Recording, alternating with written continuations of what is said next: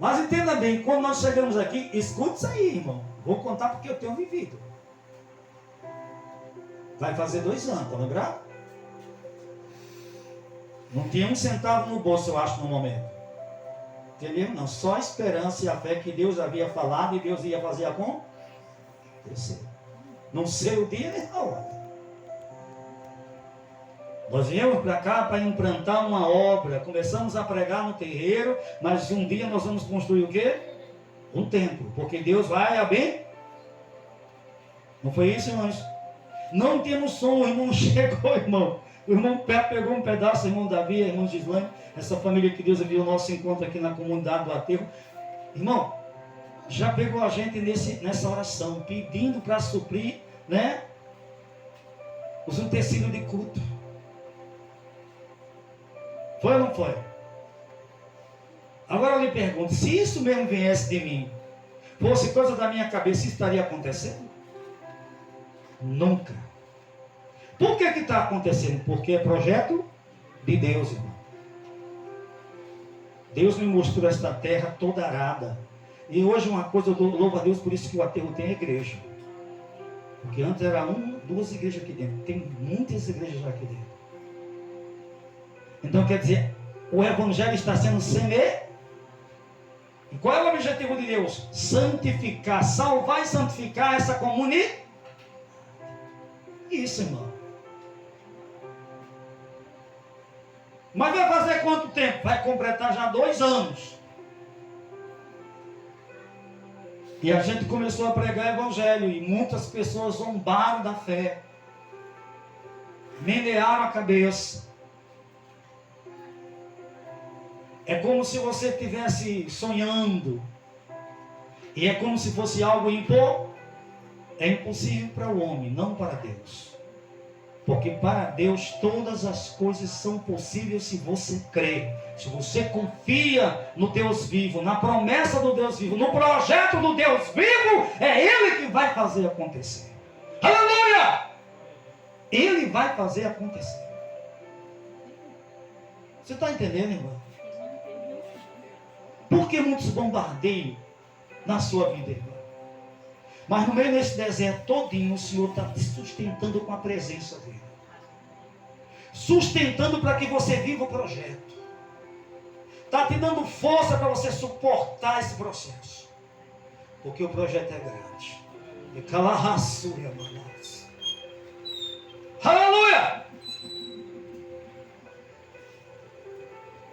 Aí os irmãos de José acharam que seria impossível que um dia José fosse reinar sobre ele. Ei, cuidado com o que você fala, cuidado com o que você diz diante do Deus vivo. Porque uma palavra mal colocada pode te custar amanhã estar debaixo dos pés de alguém.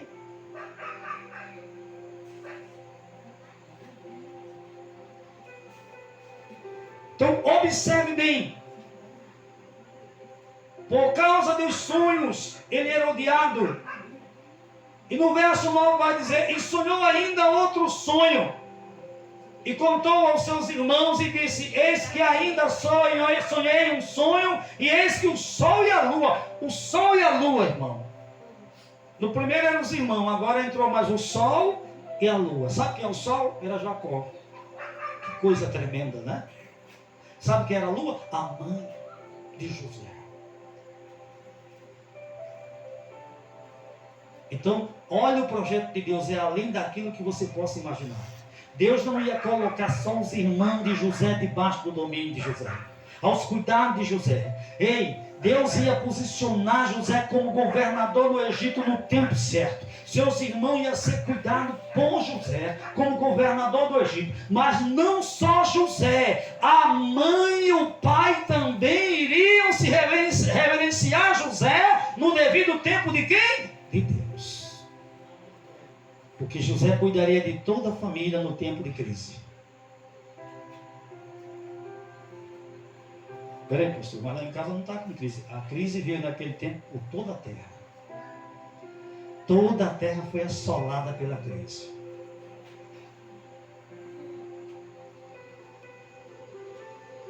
Irmão, deixa eu te dizer uma coisa. José não era bem visto pelos seus irmãos. Não espere demais dos seus irmãos.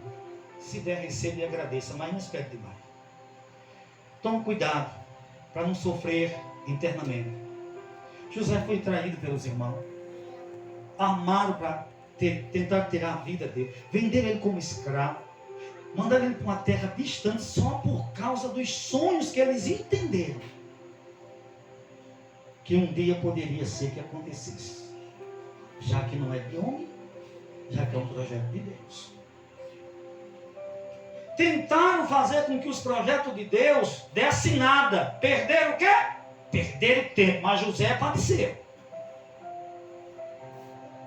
Foi vendido como escravo, recebido na casa de Potifar. Você está entendendo, igreja? Longe da sua terra natal, como escravo na terra de Potifar. E o dono da casa confiou a casa a José, um escravo hebreu. Porque via nele a presença de Deus. A Bíblia vai dizer que na casa de Potifar ele encontrou graça da parte do Senhor. A mulher de Potifar armou contra ele. Ele disse não à carne, correu, não teve vergonha, deixou a mulher para trás. A mulher inverteu o jogo, disse que ele tinha tentado estrupá-la e ele foi acusado de estupro, sem nunca ter cometido ou pensado em tal coisa. Em tudo isso ele permaneceu fiel, mas diante de muito só calúnia e difamação. Você está entendendo, irmão? Deus deixou de ser com ele? Não, porque Deus estava preparando ele para o propósito. E muitas coisas, irmão, que a gente vive, não é porque a gente falhou, é porque Deus está nos levando por um caminho para nos aperfeiçoar.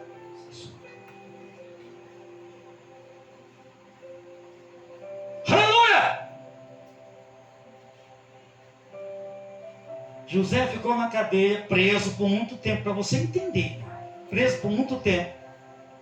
E dentro da prisão, é incrível, quando ele chegou lá, o carcereiro olhou para ele e disse: toma a chave, cuida da prisão. A Bíblia vai dizer que nunca houve uma prisão tão limpa como aquela. Nunca o governo não poupou tanto dinheiro no governo de José. O homem era um administrador por excelência. Até na prisão dava lucro para o governo. Tu está entendendo? Por que isso? Porque Deus era com ele. E os irmãos, sei lá, está morto. Essa parte boa, né? Você achar que o cara está morto. E quando eles menos esperar, Deus só para você numa posição privilegiada, para que eles entendam e compreendam que quando Deus escolhe, ninguém impede que Deus faça cumprir o projeto. É desse jeito. Interpretou os sonhos lá do padeiro e do copeiro de Faraó na prisão. E ele disse: olha, em 3 dias tua posição vai ser restituída para o copeiro. Aí o padeiro disse: conta também o meu sonho. Em 3 dias tua cabeça vai ser cortada. E foi o que aconteceu. Porque o padeiro era o ladrão da história. O copeiro estava vindo sempre. O padeiro era culpado e Deus revelou para José exatamente o julgamento de forma perfeita. Em 3 dias acontece. Um é restituído ao palácio para servir a Faraó e o outro é decapitado. Você está entendendo? Quando o copeiro saiu, José disse: homem, lembre-se de mim. Tratei bem você, cuidei bem de você aqui. Fale a meu respeito lá, Faraó. Quem sabe não haja esperança dele me arrancar dessa prisão? Tá certo, vou falar. Homem? Não, rapaz. Não é que ele esqueceu. Voltou a servir ao rei, ao Faraó, e deixou José no esquecimento da prisão. Mas Deus não esquece. E quando a hora chega, Deus sabe trabalhar. Vão lembrar de você. Vão lembrar de você. Na hora que Deus, quando o tempo de Deus chega, Aí vão lembrar de você, porque Deus vai fazer com que as pessoas lembrem de, e não só lembre, mande de chamar. Está lá o faraó sem conseguir dormir. Por quê, pastor? Porque está tendo sonhos. Não sabe o significado dos sonhos.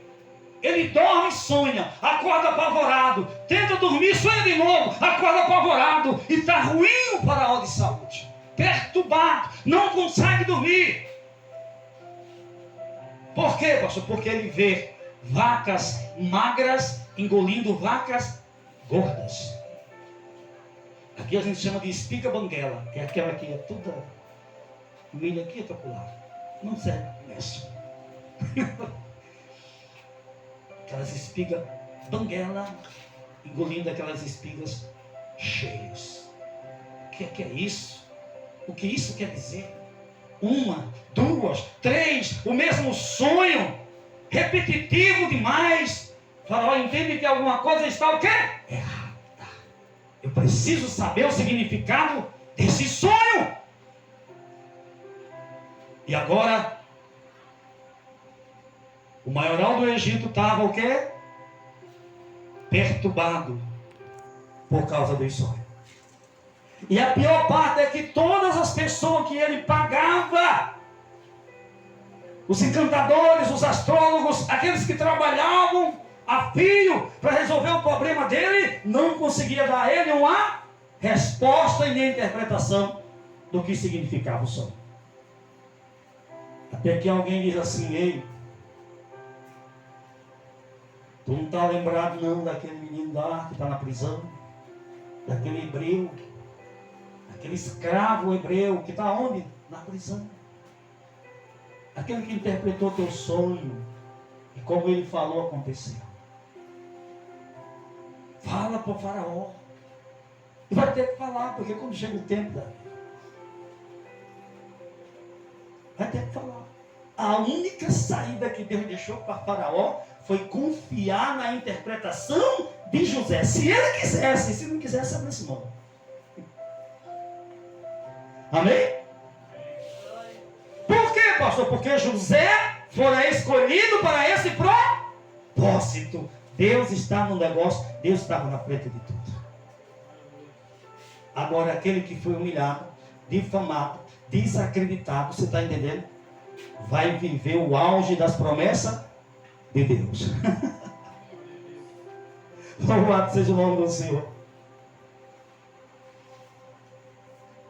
Alguém disse para Faraó: olha, lá na prisão, louvado seja Deus, tem um escravo hebreu, sabe? Não é egípcio não, não é natural da terra não, mas ele interpretou o sonho do copeiro e do padeiro, e como ele falou, aconteceu. Aí Faraó disse: o quê? Manda chamar ele aqui. Tu acha que José estava esperando esse chamado? Tu acha que José estava realmente esperando que alguém chamasse naquela prisão? Tu acha que José realmente estava sabendo que o nome dele estava sendo falado no meio dos grandes? Sendo ele um escravo? Mas Deus trabalha para que tudo aconteça no seu devido tempo.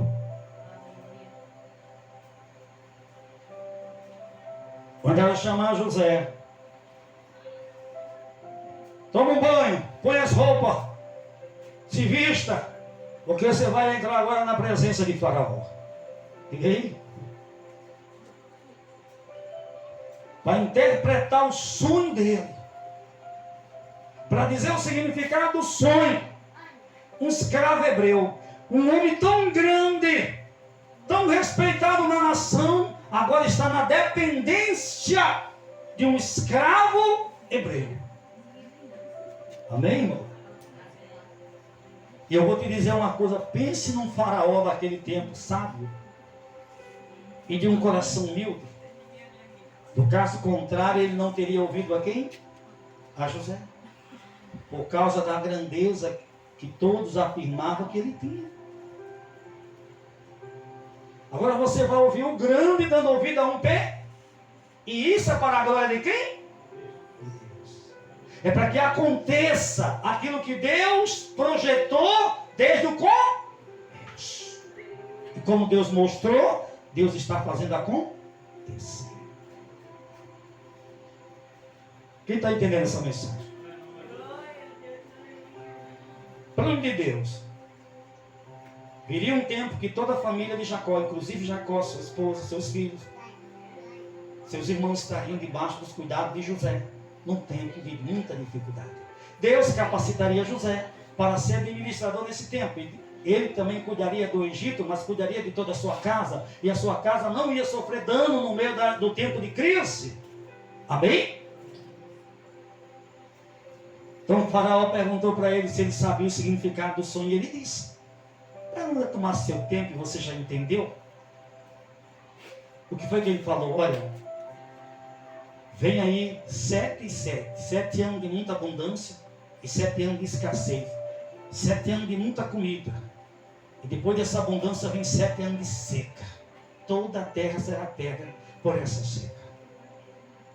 E José disse: Deus foi bondoso para com Faraó, porque Faraó era um governante. E todo governante preza pelo bem do seu povo. Amém? Deus foi bondoso para com o Faraó, porque revelou ao Faraó o que está por vir, o que vai acontecer.